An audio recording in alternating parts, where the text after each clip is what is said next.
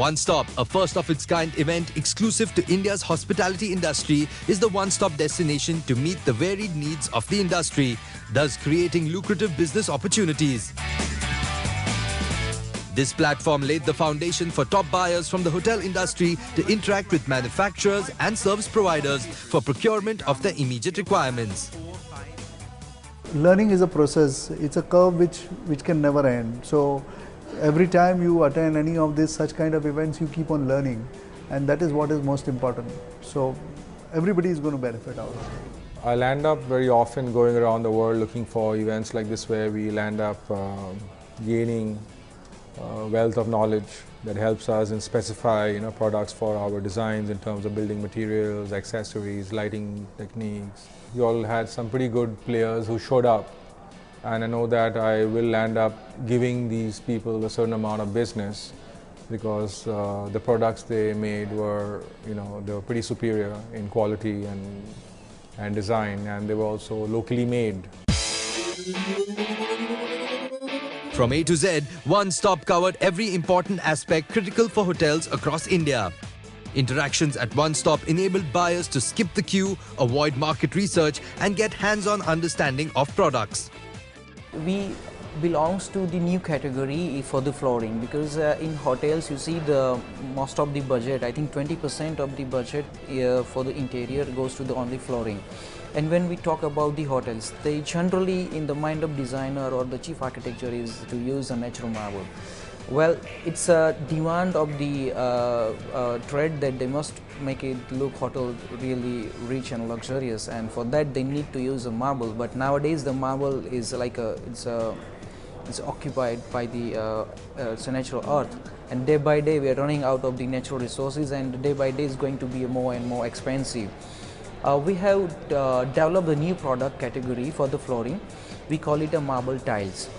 So it's not a 100% marble and it's not 100% tile also. We have taken the right characters from the both products and combined it, and we have designed the new product. Most of the hotels, they are using Italian marble kind of thing, but with the present innovations in tile industry, we are now very, very similar to what marble is.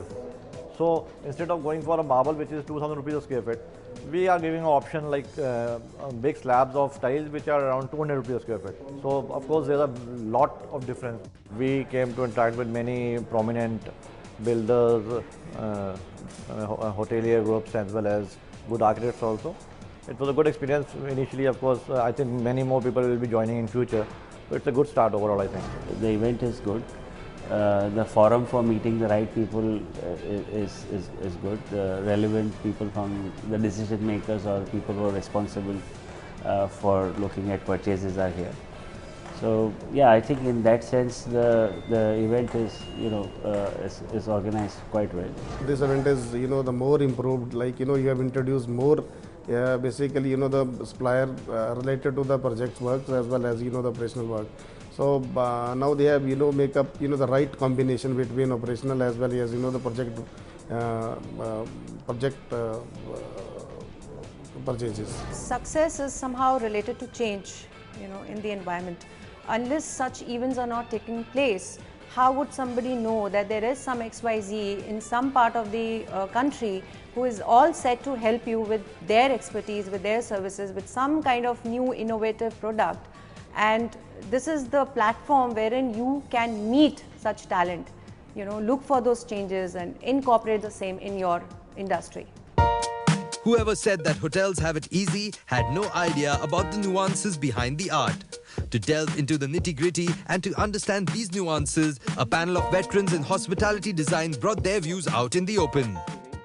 The major concern which everybody has is this, and from a development point of view, is that when you're getting into a new hotel, it is the brand identity versus what is the expectation and all of those things. So if you can tell me, how do you start with creating the identity, or rather maintaining the identity when the development stage is on? As you know, there are two models of the way the hotel business works. One is that you own and operate a hotel, and the other one is when somebody else owns a hotel and then there is another operator who manages the hotel.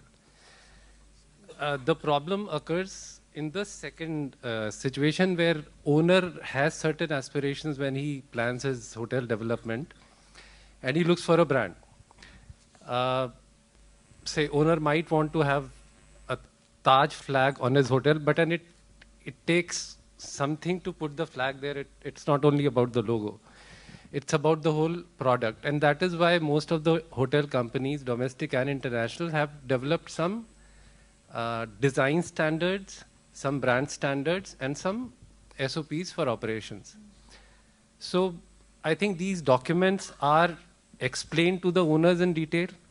And then there are certain minimums which need to be complied with to get a particular brand. And once that understanding is clear, then it works well for both the parties. I would admit that some hotel operators want to keep it grey just to clinch the deal and later on come up with requirements which owner is not aware of. Oh, that's great. I would take the question to you. Marriott has a reputation of being very strict when it comes to their brand standards. So what has been your experience when it comes to new development and interacting with owners and things like that? Marriott in India has about 32 plus hotels currently, and with about 7 brands.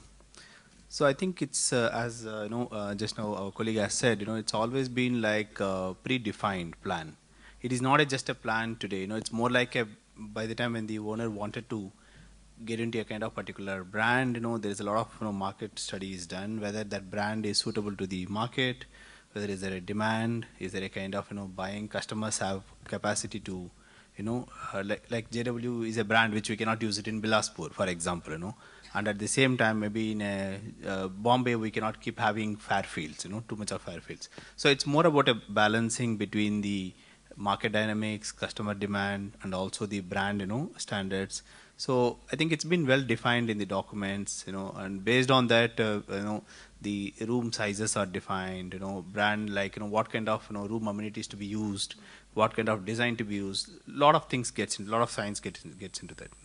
So there is a lot of science which is involved in setting brand standards. I understand that, because at the end of it, a hotel property is about the service that you are giving to the customer and what he perceives a brand to stand for. Kozem, I'll come to you over here. When you are working with owners, and I know that you work with a lot of owners, plus there are a lot of brands that you have to marry the aesthetic versus the expectation. How easy or difficult is it, and how do you manage to do that within the budget? First question is that how do I? There is an equilibrium needs to be set between both the owners and the brand. It is few of the owners are very aspiring and they want something which is very beyond the brand. So we at times need to control them also, explain them. There are numbers which play very, very important. And with our experience, we have been doing this with a lot of owners and telling them that overspending is not going to work, underspending is also not going to work. So probably we need to spend money where it is required and highlight those equilibriums. I think so it is because of our experience we have been able to do that. Now, I want to ask, in India, professional project management, is it something which is a reality, or is it something which we are still trying to do? And I'm opening it to everybody, so I want everyone to answer that. See, in reality, it's a mix. There are some owners who acknowledge that they are not hospitality project specialists, so they hire an external project management company, which can be domestic or international. There are some owners, most of the owners who are building hotels are real estate developers. They feel that, I've done 20 residential projects, I've done a dozen of commercial projects, so what is there in a hotel? So we can do it. But ultimately, they realize the mistake while the process is already on, and then it's too late. Because hotel project management is a specialization. I mean, I would say engineering college should have hotel engineering as a subject, because it's completely different than any other kind of development. But we always recommend that you go with a professional project management company. But we on our own, because we own and operate a lot of hotels, we have a very strong in-house project team of almost 95 engineers and supervisors and project managers. So we can do it. That way is, I mean, ITC does it, Oberoi does it. They all can do it, but single hotel owner or the first time hotelier should, I mean, we always recommend should go for a project management. One-stop event is a very tremendous event. It's really big. As architects, we have come from Chennai to Mumbai, and we have met so many product companies in the morning. It's really been very informative. We can definitely use these ideas into our projects. That way we educate our clients, bring new items into a building which is coming up in construction now. So it's really huge, it's really tremendous. We really thank you guys for putting up this great event. In a particular place, we have a certain limitations that we come across. Here we got many options, many new products, and the new upcoming products that are available, like, you know, not everyone is aware of these. So I guess it is a nice place to showcase your product and for us to know and to get knowledge about them.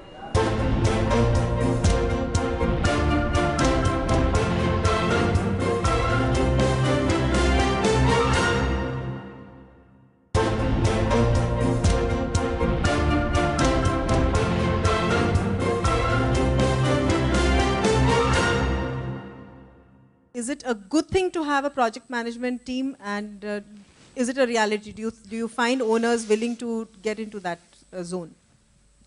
I would say it's essential to have, rather not the good thing, but it is very essential to have a project management team on any of the hospitality project.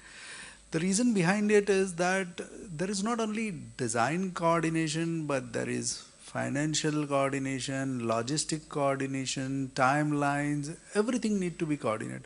Unfortunately, we do not have, I do not see too many players or too many people who does all these services under one roof and they are delivering it. But yet we need somebody, because from any of the ordinary real estate, I would not say ordinary, but any of the real estate projects, there is a huge amount of services coordination which is required in a hospitality, and it needs to be, for a greenfield project, it starts with when the architect does the concept. From that point onwards, everybody starts involved in it. From ID to MEP, everybody is involved in it. So to coordinate those things, there is a very essential requirement of PMC. So that is something, when we say that we are building a hotel, you need maybe, in an ideal situation, you need a project management team, you need your fixed budgets, and then you work into that. When you start a hotel, I mean, when it's operational, you obviously have a budget and you have to work on that, and because your profits depend on that. What are the ways which, let's say, for example, maybe a Marriott, what are some of the ways in which you ensure that profits roll in? Is it your usual cost cutting, or what are some of the specs which I can say are what you kind of tell your team that this is what you have to follow? See, honestly, it's a wide subject, you know, and we don't have a single answer for this. Surely, what happens? What happens when the hotel is going to start? There is a planning has been done for next 24 months, 36 months. There is a kind of, you know, forecast has been planned, like in terms of the revenues on the rooms, revenues on the F&B, and also, like, you know, in terms of the cost. And also, like, what are the renovations to be done after 2 years, 5 years, you know, 7 years, you know. So those costs are actually incorporated, and then there is a kind of, you know, that's really purely a financial role, you know, in terms of the plan for 12 months to 24 months, you know. And then there are certain commitments are agreed. You know, there's agreement happens between the owners and the management company, and then that's where the, you know, if there is a market upside and downside, you know, any kind of trends are there, those things are reviewed, and then necessary corrective measures are taken, you know. So it is not that, okay, fine, exactly the budgets are met, you know, budgets are not met, you know. Surely that's a continuous process of, you know, the planning is done, and then accordingly you achieve the numbers. And then what happens, I think, more or less, most of the time, I think, after the experience of whatever the 15 years, I think in Marriott we see that there's always been a positive side, no? I think people are now expert. They know that, you know, how the market reacts, you know, what kind of, you know, results are expected, you know. Yeah, I think, you know, more 90% of the times, you know, we are accurate, you know. But yeah, there are certain occasions, you know, which we need to keep correcting to the market conditions. Babita, in reality, we all keep on cribbing about cost overruns, whether it's a hotel project or when the hotel is in operation. more than half of the cases, the problem is that the budgets are under budgeted already. And if, when the budgets are being prepared, everybody keeps on cutting because, you know, the boss or the owner or whomsoever wants to listen to that figure. So you actually talk that figure only, but that is not the right figure. If this table takes, you know, 5,000 rupees to buy, it will take 5,000 rupees. We've got Bobby Mukherjee who's just joined us. Please come up on stage. So before we go to the next question, I will ask you, in your experience, have you had to deal with project management teams in India? And if yes, have they helped in kind of restricting the project within the budgets? Oh yeah, in fact, a large number of our projects do have Indian PMC companies, and they're absolutely essential because many of our clients, they do not have the bandwidth or internal teams. It's not like when you're working with a big brand, you know, which has existing project team. There are a whole lot of projects which are, you know, which is like a single owner who's doing a project for the first time, and those guys need a lot of hand-holding. And bringing in a PMC is absolutely essential, not just for costing purposes, also for handling all the various, you know, there's so many consultants that are required to build one project, so they put it all together. Otherwise, projects get greatly delayed without their help. When we talk of design, one thing which keeps on coming to my mind again and again, something which people keep on talking about, are design trends. And this is a question to both the architects on the panel. How much do trends influence the design process? We have been globalized. Today, an Indian traveler is experiencing the design, what is happening all across the world. And same is when the international traveler comes here. Probably the trend which goes in the Western world is far more different than what we are experiencing in Asia. Asia is much more high on design, whereas Western world is much more minimalistic, straight line, much more, I would say, leaner details in terms of the category of hotel which we look. For a very simple example, probably my colleague here is there, a courtyard in US would be far, far more different than what his courtyard is here. But the design trend is yet, they are also minimalistic, and here is also minimalism.